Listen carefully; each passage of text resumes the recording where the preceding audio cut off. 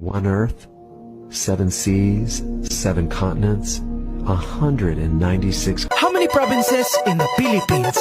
I don't know. How many? Believe it or not, 81. Abra, Kalinga, Aurora, Laguna, Maguindanao, Ifugao, Isabela, Aklan and Basilan, Sulu, Biliran, Leyte, Cagayan, Bulacan and Palawan, Batanes, Batangas, Bohol, Guimaras, Agusan del Norte, Agusan del Sur, Capiz, Cavite, Bataan, Masbate, Ilocos Norte, Ilocos Sur, Tarlac, Tawi-Tawi, Cebu, Sarangani, Camarines Norte, Sorsogon, Compostela Valley, Quezon, Zambales, Camarines Sur and Bukidnon, Zamboanga, Sibugay and Del Sur, Albay, Zamboanga del Norte din, there's Pampanga, Nueva Ecija, Nueva Vizcaya and Camiguin. These are the Philippine provinces. Every Pinoy in the world comes from one of them. Mabuhay! These are the Philippine provinces. There are 7,107 islands.